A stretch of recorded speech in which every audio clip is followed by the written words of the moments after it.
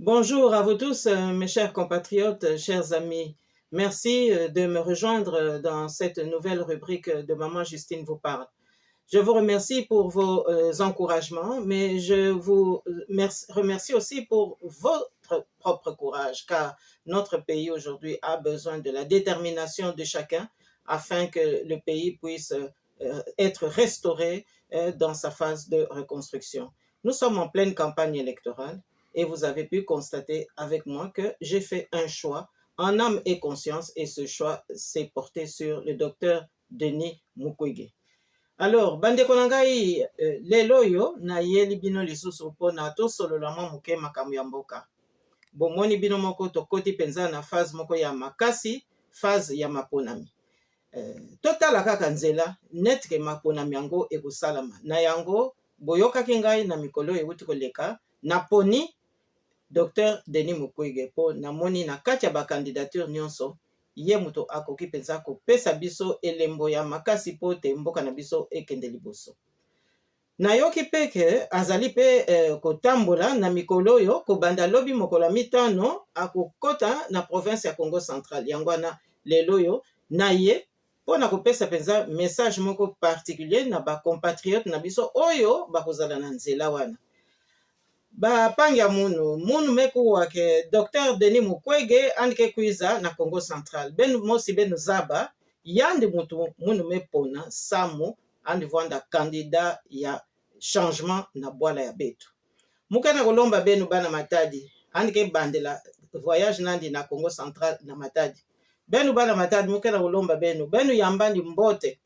Samu Dr Denis Mukwege anime monisa luzolo nandi na peuple. Ani me monisa piake anike na susi samu Congo Central ya vutuka bwala ya mbote bwala mutindu ya vwandaka tangu batata betu bakilake betu independence. Muke na kulomba benu ezite ve benu kuwa mambo ya luvunu ve anike na kuiza samu anike na programme anime tubake anike na rupture na ba corruption andi zone diaka avec bwala betu basekana na yao andi zone diaka avec bwala betu batadila kaka betu ke betu ke na occupation betu ke na banzenza no andi ke na kukuiza na programme ya mbote yao ina me lomba benu ke benu yambani mbote samu andi ke vraiment na projet ya mbote samu ya province pe ya Congo Central na Congo ya betu ya mvimba munu pangi ya benu me baka responsabilité na samu muzaba mutindu betu ke na utambula awa na putu muke en mission samu mekuwa mambu mingi peme landa nzila ya tata ina anike kaka na direction mosi ina ba pionnier de l'indépendance bakaka. Alors mukuwa diaka ke anike lutila na boma benu banda boma bwala ya betu benu zaba mbote signification ya bwala ina samu na betu benu yamba Dr Mukwege mbote andike mutu na betu andike na luzolo ya benu peuple ya Congo Central andi zaba bapasi ya betu andi zaba basato ya betu andi memona pe ba injustice nyonso ina kotaka na kati ya province ya betu andike na kukuiza samu benu zaba benu ko na kutana na benu kuwa mambo andike na kuzabisa benu yao ina vraiment muke na ku lomba benu vraiment benu tala nzila ina mbote munu pangia benu en âme et conscience metu bake non yandi mutu kena kubima na kati ya groupe ina yostu ya bakandida et puis ani me monisa ke ani kena souci ya histoire ani kena souci ya peuple ya betu muku wakadiaka ke ani ke kota ti kuna na mayombe. Alors na bapangi ya munu ya mayombe ya benu message yao yai kudi benu batata aiba mama minu mwanenu Justine ndikulukamba keti mutu nene ulembu kwiza keti mbazi tona mbazi kintano wela kota mu Congo Central dizi na diandi keti Dr Denis Mukwege minu nditi di wa keti benu yambi di bombote bufweni minu ti di wa ke mu retour wela kamba keti mu Congo Central di meba en tout cas mambote ndi memona mu province Congo Central aiku di bayombe. Alors bila mbindi lembu sudi kisa mambo beni mu kiyombe bila wedi tata utukamba keti boba mevinga na mukundu beni kifumu eneti bakadi landa héritage yo betu tubeki di mu indépendance pasi yela kota mu bwala ai satu yela kota mu peuple souffrance inene yela kuiza vai lumbulio lwela mona keti mutu mosi wizidi ai langage i rupture nyandi yolu fueti baka bila yandi wela nata bola ben montwala bila Kongo idi katika ditoma inene me ditoma mudiatulu keti chauffeur imbote betu tufueti baka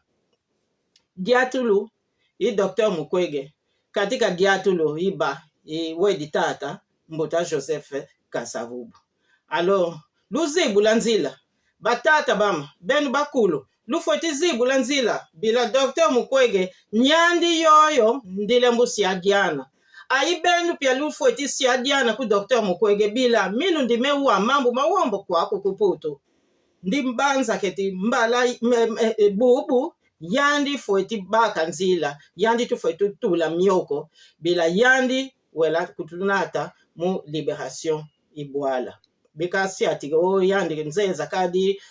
nana bikasi ati mambo no mwinu ndibanza keti Dr. Mukwege yandi fueni mubaka kundu beni bila betu bo tufueti vingi la changement